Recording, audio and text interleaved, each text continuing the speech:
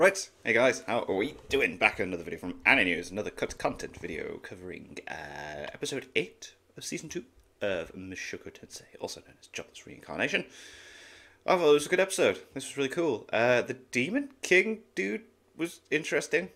Felt like it came a bit out of nowhere, but a lot happened. I liked... Was it this episode? Yeah, where Rudeus mentions something and then Sylvie kind of has a jealous reaction to it, which I thought was quite cool. They've got to find out, man. Rudy needs to figure it out. But anyway, let's see what was either left out or changed or, yeah. In an episode that covered double the amount of chapters that it usually does, it felt like we kind of got 2 episodes in one here. Oh, okay. Oh, yeah, because there was the whole Cliff, is it? Cliff with... That was a bit of a turnaround. The first was the half that covered Cliff's proposal to Alina Lise, while the second was the epic showdown between Rudeus and Badigadi. With so much content... Well, it wasn't like that epic though, was it? It was pretty damn cool, like, but it was just... If you hurt me, then you win. Being condensed into 23 minutes, though, it's only natural that we miss out on a lot of the underlying context here. Things like why Cliff is even at this university to begin with, then the whole national crisis inherent to a Demon King crossing into human territory. Well, of course, because he's able to just do the classes that Rudy and that do. So, yeah, it must be something special about him. Given how different such stories are, though, today we'll focus on Badigadi and how he got here, then the next video will be Cliff and more of the side story stuff. Okay. Episode 32, The Fiancé of Despair. The Fiancé covering of Despair. chapters 1, 2, 3, and 4 from Volume 9 of the light novel. Damn, yeah, he said it's usually just 2 chapters as they cover, isn't it? As I said in the intro, since the episode is distinctly split between Cliff's proposal and the whole Beastfolk mating season, for this video we'll focus solely on the latter chapters. Okay. The part of the story where Rudeus literally disintegrates a Demon King.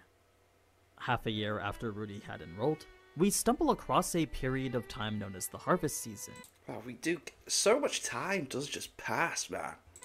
It wasn't a season that lasted very long, but for the short time it did, the events that occurred during were very important. One of which was, of course, the Beastfolk mating rituals. Okay. With only 5% of the student body actually being Beastfolk, though.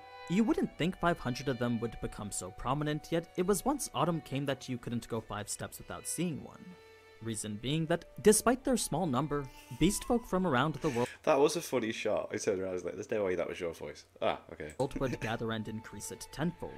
There were numerous students for which Beastfolk would travel far and wide to challenge here.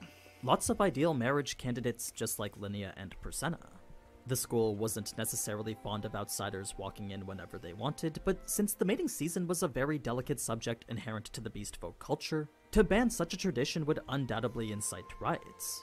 It was a lot easier to just let those non-student Beastfolk in under the pretense of auditing classes. Of course, granted they asked for permission first. So, what does that have to do with the overall story? Well, with Linnea and Persena being these unattainable princesses, as well as the strongest Beastfolk fighters in the entire school, to beat them would make you a potential candidate to lead all the Doldia. Oh. There was a good chance that making them your mate would result in you being heavily considered to lead the tribe one day. That said, all this was something neither of them were concerned with.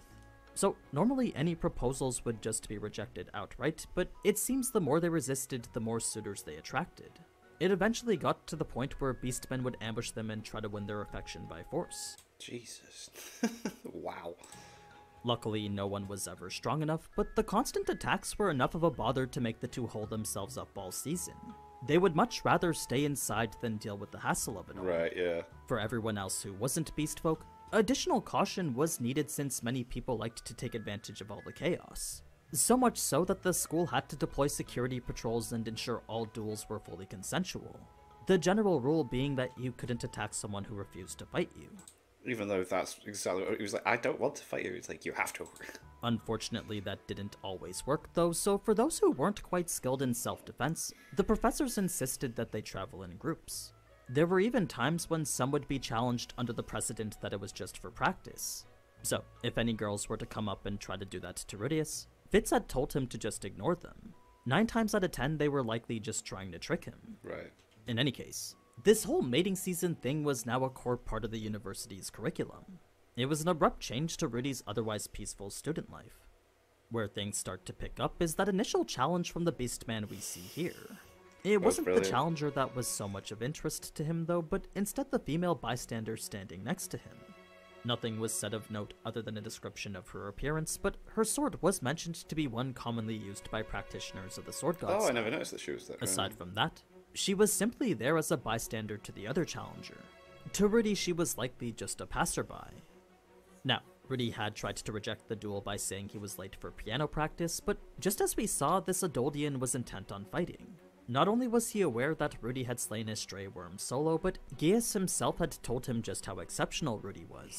To Brook, Rudy was the perfect opponent. Ah, okay. Just as quickly as it was So in he'd the been anime, warned. though, He'd been Rudy warned. had trapped Brook with a sneaky quagmire, then immediately ended the duel with a single stone cannon. Oh, we didn't see the It was a quagmire fight there, that okay. Rudy had essentially won on reflex. With 5 more challenges coming shortly after, Rudy had finally understood what Linnea and Persenna meant with the letter they had sent. It seems rest more than is a up few to you, people yeah. were infatuated by the fact that they were princesses, leaving Rudy no choice but to hole himself up in the library. Whether it was a university rule or an ancient beastfolk tradition, for some reason the beastfolk weren't so blunt as to challenge him here. So, as they waited in line outside, it was Rudy's discussion with Fitz that would lead him to take the initiative and finally fight them. To her, it was easier to just defeat them than wait for them to leave. She didn't even think he'd need any help, despite aid from the student council being a valid option for him. So, it was when Rudy did finally accept his fate that he would come across a single challenger rather than the multiple he was expecting. An immortal demon king that went by the name of Badigadi. It's pretty cool. I did like him. Like he's got a personality about him. If you're wondering how Badigadi got here, well, that's a whole side story from part of the epilogue of last volume. You see, it was 3 months prior to this very encounter that we find ourselves in a small bit of land called Ogre Island. Okay. A place inhabited solely by the Ogre tribe and led by a strong warrior that's often referred to as the Ogre God. Technically, these ogres are part of the demon race, but since they never fought in the Laplace War or even the Great Human Demon War, they were never fully ingrained as part of it. Okay. Instead, the ogres became considered a race of their own, much like how we consider the dwarves and elves as such. Since these ogres liked to keep to themselves, though, it was very rare for anyone to even know of their existence. Their only friendly relation was with the Behirul kingdom just west of them, and any person unlucky enough to stumble That's how you pronounce that. Bear. It's like what? into their territory Oh, was there's Ogre immediately Island, attacked right. and subsequently killed. That usually was the way visitors were treated, but it wasn't until a mysterious man had arrived by ship that his curiosity would surpass even their reclusive nature. At first, the ogres did put up a little bit of a fuss, but after a bit of time this man was eventually welcomed as their guest. He would settle down and become their friend, and even train their youth and befriend the ogre god. It was a comfortable way of living that would last for around 2 years or so. Okay. That may seem long to us, but for a man who lived for over thousands, such a period was actually quite brief for him, especially with the arrival of a certain letter making his departure immediate. What this letter was a response from an S-ranked adventurer with whom he'd issued an urgent request to. She had apparently found the person he'd been looking for all the way back before he'd even arrived at Ogre Island. So, once that message was made clear, this man knew that he'd have to leave immediately. Human lives were far too short to get caught up enjoying his stay too long. That's just how brief several decades were to him. So, after a grand banquet held by the ogres, this man who had made himself a guest would be sent off by the solitary tribe that had welcomed him. He was this immortal man that once fought with the ogre god only to lose, reviving the next day only to lose once more. Damn. Then, after repeating this cycle over and over, well, let's just say that those 2 years weren't quite long enough. It's a story about Badigadi that was briefly shown in the end credits for episode 4. Now, the journey this demon king took next takes us all the way to the west to the farthest ends of the northern territories. It was along his journey there, though, that every country he would cross through would treat him a little bit differently. One would see his arrival as an invasion, while another would attempt to appease him by offering sacrifices. God. Regardless of what it was, this immortal demon would continue forward without any hesitation. Wow, that is quite a journey, He isn't would it? ignore any and all attempts to stop him and continue west in a straight line just like the Juggernaut from X-Men. Then, by the time a country would even realize he was there, he would already be gone and into the next.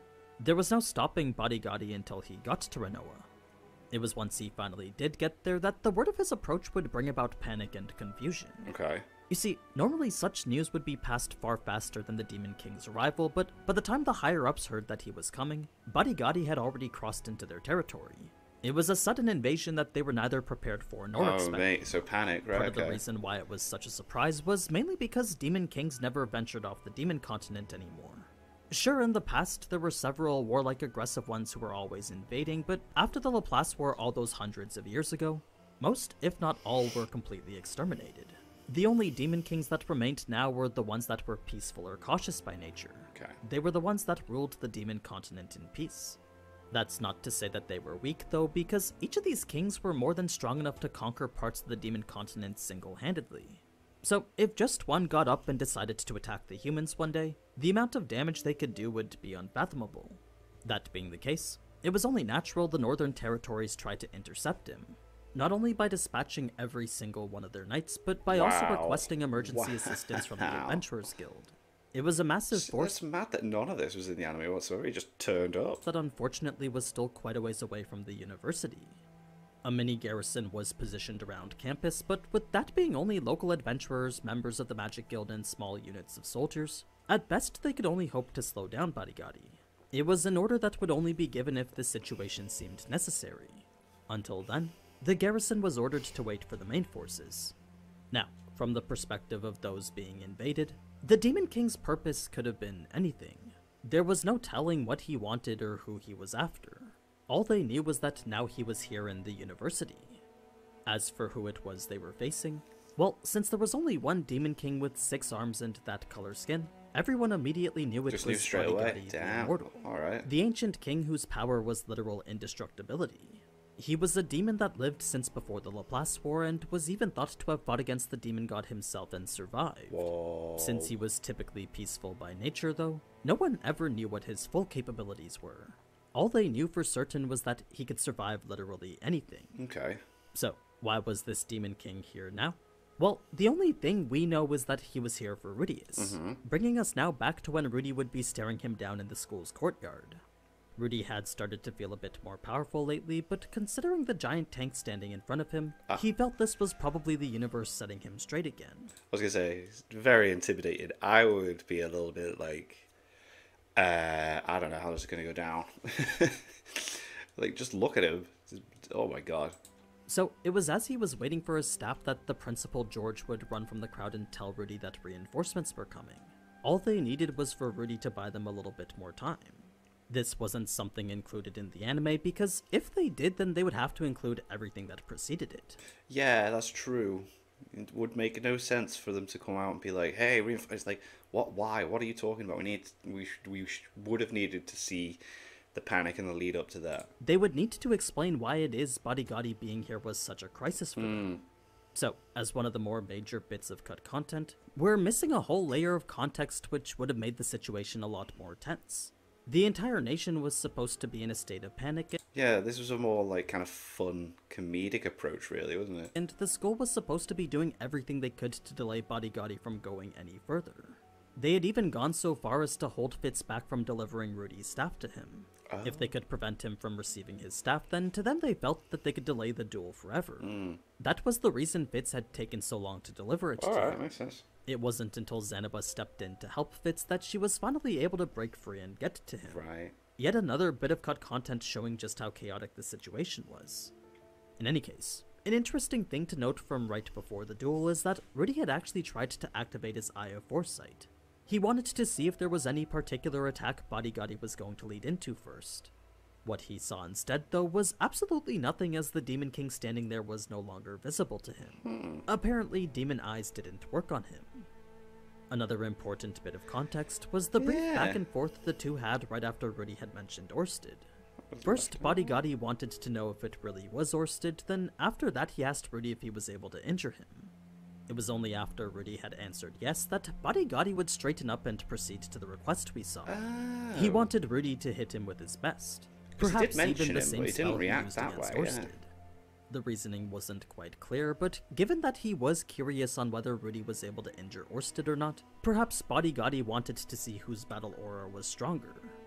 When it came to the attack itself, the most important component out of this three-step process was actually the amount of mana put into the velocity. If nothing else, this was the part Rudy would devote the most mana into. Considering the time he had to focus on all three, though, Rudy was hoping he would at least be able to scratch the Demon King. So you can imagine his surprise when he literally obliterated him. The moment the stone cannon reached his body, everything above the waist and arms were all instantly disintegrated. Whoa. They had immediately disappeared as if not even there to begin with. It was an odd sight made even more peculiar by the fact that there wasn't blood. Perhaps an indication that that was just how things worked with the Demon King. Regardless, with that the battle was over and Rudy the victor. Had the two fought for real, then Badigadi was certain the entire campus would be reduced to rubble. So, to him it was wise for Rudy to have chosen this type of battle. Yeah, okay. It was after Rudy was knocked out for winning that Badigadi would then go and willingly discuss things with the principal.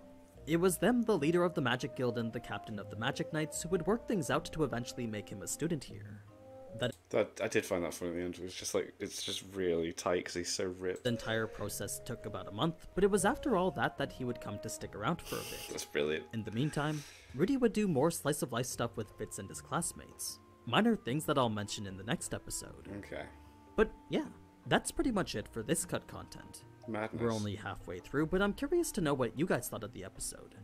Do you think it seemed rushed, or did you feel it did alright? I thought it was fine. Do you think it would have benefited from that extra layer of context with Badigadi? I mean, I quite liked the little comedic approach here, because it added to him being enrolled in the class at the end, I think. Those implications of what it meant for him to be there. Let me know what you think down in the comments. But anyway, as always, thank you so much for watching, and if you enjoyed this type of anime content, then you already know what to do. So, until next time, ciao. Brilliant. Yeah, a lot got cut out, but I feel like they did a good job with how they managed the episode. That's crazy. So then the next one we're going to learn about Cliff, and wow, there's loads of stuff. I appreciate these videos so much. It's cool to learn more about the world and everything as well. Like, he travelled quite far to get there, Jesus Christ. But yeah, anyway, thank you to my patrons. If you want to have your name at the end of every video I upload, link in the description to the Patreon page. $1 a month is all I ask for, Charles. Greatly appreciate it. Thank you guys very much for that. And thank you all for watching. What do you guys think of that? What do you guys think of this? Click like, subscribe if you haven't already. Leave comments down below. Let me know that you're watching, discuss some future videos. I'll see you guys. Next time.